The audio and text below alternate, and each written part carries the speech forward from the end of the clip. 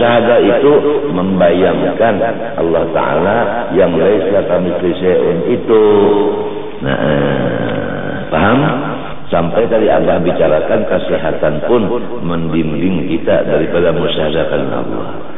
Oleh sebab itu, marilah kita semua jangan sampai tertahan di dalam dinding-dinding itu tadi.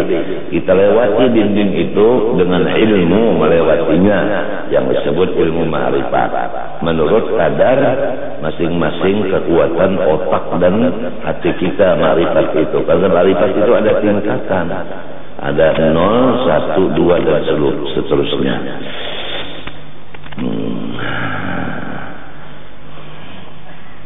Ringkasnya, ma'rifat itu berguru. Jangan ma'rifat itu memakai akal. Kalau akal itu dipakai, baca kitab serongonan, lalu dikira-kira begini, itu namanya berguru dengan hawa nafsu.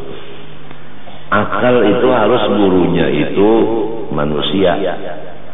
Nang ditugaskan Allah untuk membawa manusia ke hadratnya. Pahamlah? Kalau hanya akal sendiri aja kalah dengan nafsu pasti. Sebab bantuannya tidak ada guru. Guru itu membantu akal supaya jangan sampai tertipu dengan hawa nafsu. Nah itu, kalau hawa nafsu udah membantu si akal tadi, bukan guru yang membantunya, maka menjadi syaitan lah yang menjadi imam. Malam yakun lahu syekhun asy-syaitanu syekhuhu. Kalau manusia ini tidak ada guru kita, syekh murabbi mursyid manusia, pasti hantu yang menjadi syekh kita, jadi guru kita. Nah, semoga anak-anakku semua, apalagi Abah nang sebagai khaddam bagi kalian.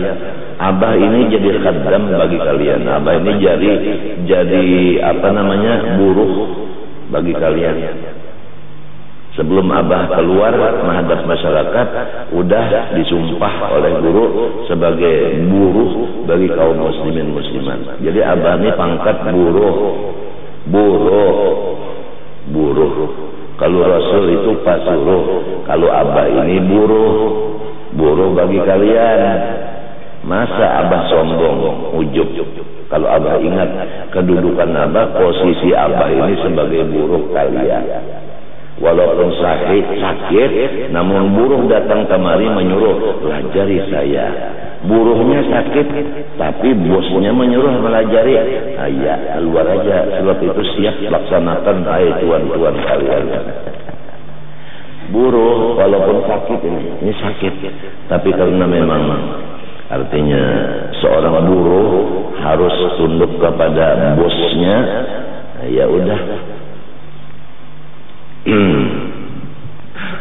Suara sakit, perut sakit, tapi alhamdulillah, mudah-mudahan selaku buruh ini bisa diterima oleh bos. Ini yang datang ini bos semuanya. Ini buruh ini yang mencungkung di tangan-tangan, ini buruh. Kada bisa bersombong-sombong buruh, matinya buruh ini dijual-jual oleh bos. Buruh ini dijualnya bos. Ada di antara bos yang tukang tulis di tulisannya menjual. Ada yang di antara bos membawa tape recorder diputarnya ngaran buruh. Terserah lawan nang bos saja nak diputar-putarnya. Diputar balikannya apanya terserah aja. Cuma mudah-mudahan artinya ya si buruh ini bisa melaksanakan tugas. Itu aja. Digaji oleh bos kada mendemo juga, kada menggaji, kada mendemo juga. Namanya bos. Orang udah di bawah, sakit tidak diperhatikan orang, namanya bos. Serak, suaranya serak, tidak ada yang memberi obat untuk menyembuhkan serak, namanya bos. Terserah lawan orang-orang yang menjadi namanya apa tadi di bawah dari suruhan itu apa namanya tadi? Buruh namanya buruh, bosnya itu punya obat, tidak mengobati kepada buruhnya, buruh enggak mengeluh.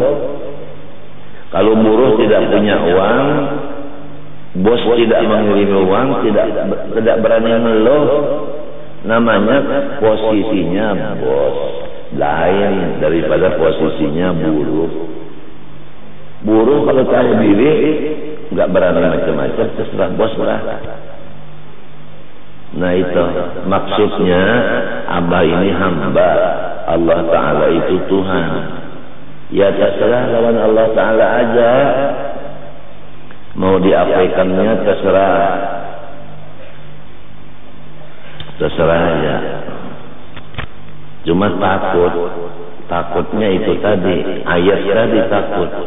Kalau disebut guru yang mau dipolitikkan, apalagi memasukkan diri ke politik.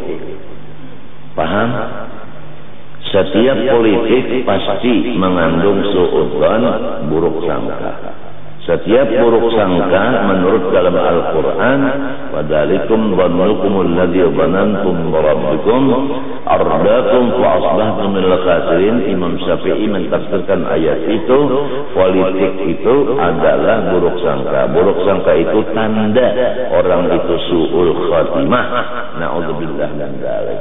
Hindarilah anak-anakku semua daripada jalan-jalan bakal ke dalam neraka. Apalagi guru-guru daripada teman-temanku ini, janganlah menjadi guru yang bakal membawa muridnya dalam neraka. Allahumma arham ummat sayyidina Muhammad, Allahumma ighfir ummat Muhammad, Allahumma astur ummat Muhammad, Allahumma ajbir ummat Muhammad, Allahumma farrih قلب سيدنا محمد، اللهم فرح قلب سيدنا محمد، اللهم فرح قلب سيدنا محمد ya rabbal alamin. Sekarang Rasulullah SAW dalam kuburnya seakan-akan sakaratul maut, dia sedih dalam kuburnya karena keadaan umat-umatnya masing-masing. Jadi marilah kita membayangkan bahwa Rasulullah sedih dalam kubur gara-gara tingkah laku kita masing-masing. Marilah kita taubat kepada Allah SWT, dan kita sekarang berusaha bagaimana supaya Rasulullah jangan sedih dalam kuburnya. Baik pengusaha, baik ulama, baik siapapun berusaha sama-sama semaksimal mungkin untuk menggembirakan Rasulullah sebagai taubat kita yang bakal, yang dulunya kita menyusahkan Rasulullah, sekarang kita menggembirakan Rasulullah. Itu aja, jangan banyak-banyak ilmu, yang penting kau memakai.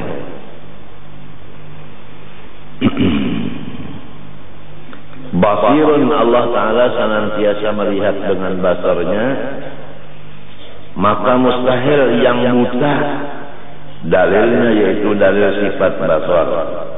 Wallahu basirun bima ta'malun. Dalilnya wallahu basirun bima ta'malun.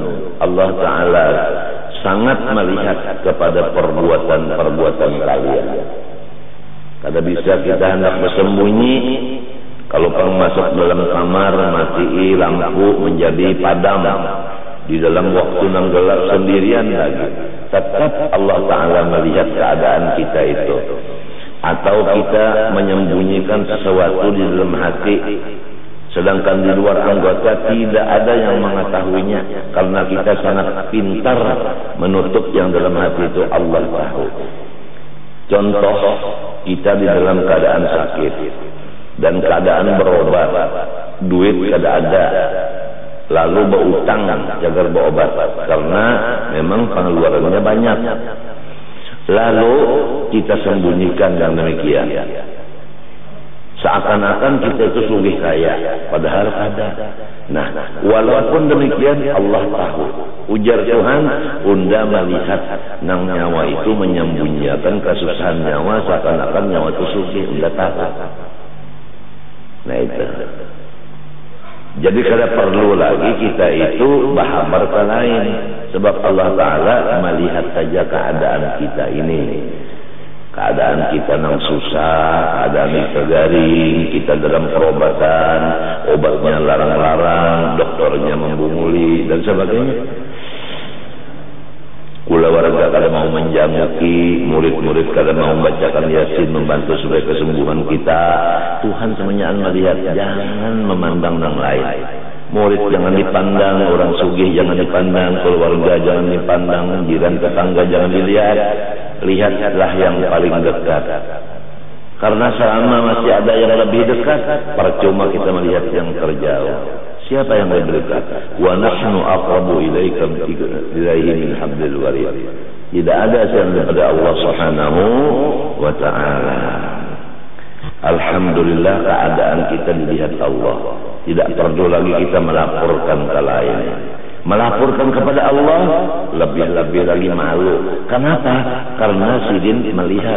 Apa perlunya kita melaporkan kepada orang yang melihat? Kalau orang tidak menyaksikan, baru kita melaporkan karena beliau tidak tahu. Kalau beliau menyaksikan berarti tahu. Percuma kita memberitahu lagi kepada orang tahu. Tahsilul hasil namanya. Oleh sebab itu hasbi min su'ali ilmu biha. Begitulah adab para ulama salihin, aulia muqarrabin, begitulah terhadap Allah Rabbul Alamin. Masya Allah, mudah-mudahan ikam semuanya menjadi bos nang bujur-bujur wakilnya Rasulullah SAW. Aku biar jadi buruh ikam aja. Cukup sudah jadi buruh tuh cukup. Cukup jadi buruh itu. Di mana cukupnya? Tawadhu. Orang jadi buruh tawadhu. Orang jadi bos bisa sombong. Nah itu. Jadi ikam ini bos bagi aku. Aku ini susuruhan ikam. Datangan kamari berarti berucap kami yang datang kamari menyuruh sempian keluar dari kamar walaupun sakit pelajari. Ya udah keluar bos. Anu apanya? Si buruh tuh keluar. Diandaki Quran di utak dulu itu oleh guru supaya nangka itu tingkah laku. Dan kalau berbicara diandaki Quran lagi di atas kepala, selama ada bayangan seseorang di hati atau di utak jangan berbicara, kata guru begitu. Nah, karena kalau ada bayangan seseorang di utak, bicara kita ini menuju kepada perorangan, itu namanya mengupas di batin. Nah, jadi Abah berbicara secara umum, tidak berani berbicara keluar daripada tumbukan hati kepada perorangan. Berarti Abah ada memihak kepada seseorang. Nah, kalau orang yang mendengar pembicaraan Abah merasa dirinya dipihak oleh Abah, itu dia sendiri yang merasakan. Kalau Abah dilarang keras oleh guru, kalau ada bayangan seseorang di hati berbicara, karena jelas pembicaraan itu selalu menuju ke prasasti, itu hukumnya ghibah dalam hati. Abah dilarang begitu. Itu burung kan bersifat begitu. Udah tahu hati Abah kan, selain dari Allah kan manusia udah tahu hati Abah. Nah itu.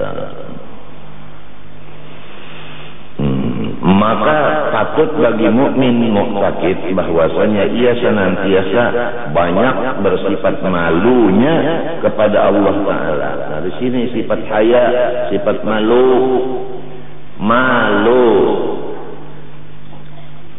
kepada Allah. Allah yang senantiasa melihat akan dia. Malu apa? Malu membuat dosa. Nah, jadi tidak ada lagi orang yang percaya Allah bersifat basir, tidak ada lagi mengerja dosa. Itu cirinya. Kalau masih mengerja dosa, belum percaya dengan basir. Di situ aja timbangannya, di situ aja. Masih mengerja dosa enggak? Kalau masih mengerja dosa, belum beriman dengan basirun. Kalau udah percaya dengan basirun, stop, tidak lagi mengerja dosa. Begitulah di dalam kitab ini. Masing-masing kita asam janar siapa merasa pas kada sekarang.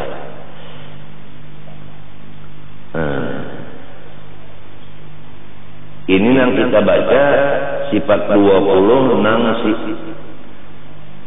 Kalau dahulu itu tahdiri belum mencapai ibtidai, di bawah daripada kelas 1, di bawah.